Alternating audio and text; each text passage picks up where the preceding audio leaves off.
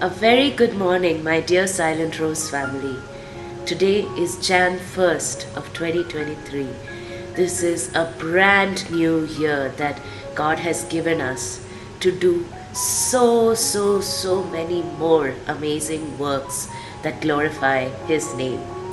On that note, on behalf of the entire Silent Rose family, I would like to wish all of you, our viewers, a very happy new year.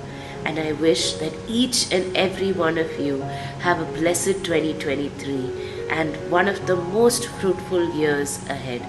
This fruitful year may not necessarily be the easiest one, but it must be a year where we put in our best efforts to fulfill the God's will and also to glorify His name. In all the difficult times, God promises that He will be by our side and hold our hands and help us see that mission through. Today's reflection is inspired by a story that my spiritual mentor Sajani Chechi shared with me. The story goes like this. There was once a man who started out from a normal middle class family, and it was his life's greatest ambition to work hard, earn money, and to provide for his family in the best possible way. However, what happened over time is that while his intentions to serve his family were in the right place, the man got lost in his ambition to earn money. He worked hard. He climbed the hierarchical ladder within his work organization. He was promoted to managerial positions, and eventually he became the CEO of the company. And at this point, 5 years into that position, there came a day where he felt like he had done everything possible to secure a good future for his family. They had a wonderful new house. His children had all the comforts they needed: a new car, a great education, a wonderful life had aligned for them. And his wife was always adorned in the most fashionable clothing and accessories. And the man felt to himself, what could be more fulfilling than this?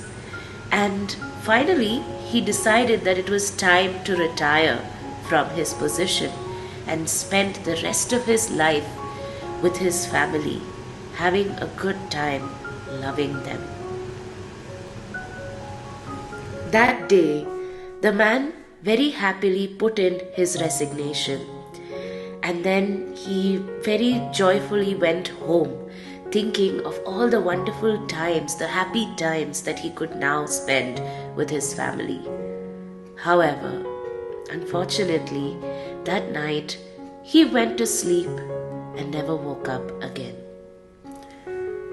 Now, to most of us, this might sound like a very morbid story, but there is a wealth of knowledge that's hidden behind the story.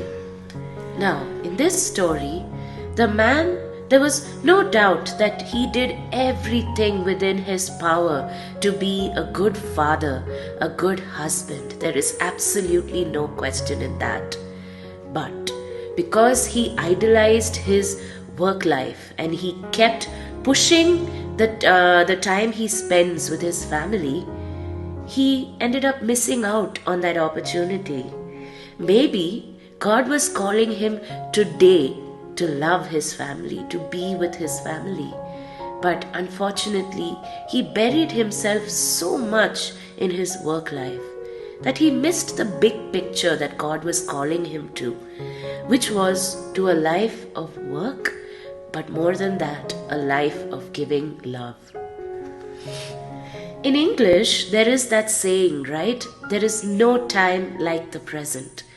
And so what that means is, if there's something that you are called to do today, make sure you step in and do it today, because there is no guarantee that we have a tomorrow.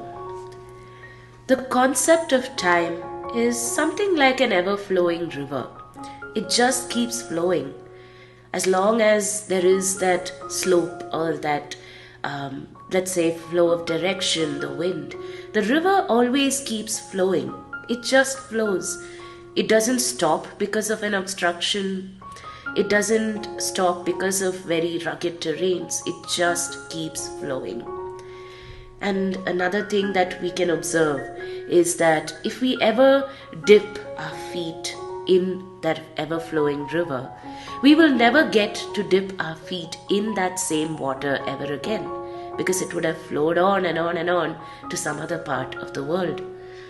But if a leaf ever falls on that river, the river will gently keep guiding that leaf along its path of flow.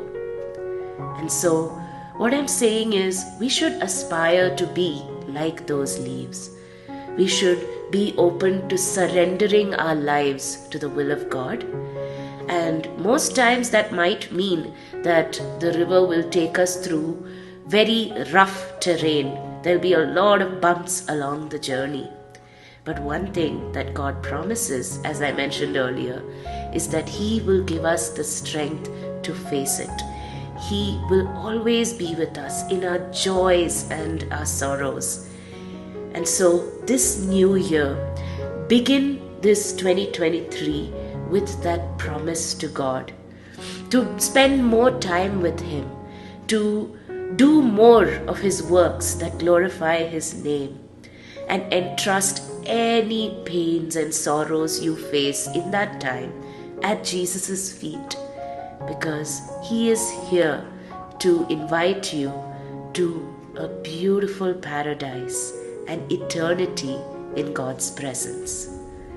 On that note, my dear friends, wishing all of you a very, very happy new year. And more than that, I wish you a 2023 that is filled with a lot of fruitful lessons, visions, and God-filled times that you will get to spend with Him. Have a blessed day. Wishing you happy holidays. On a tangential note, as most of us know, Papa Benedict XVI passed away on December 31st. Let's remember to honor the wonderful works of God that He has done and pray for the good repose of his soul. Like Papa Benedict XVI said, we are not called to live easy lives, but we are called to live lives that are filled with goodness. And sometimes we need to take the harder path to stand by what is right. In honor of the wonderful work and life that he has lived, let's carry this message with us into the brand new year and pray for his good repose. Eternal rest grant unto them, O Lord, and let thy perpetual light shine upon them. May the souls of the faithfully departed, through the mercy of God, rest in peace. Amen.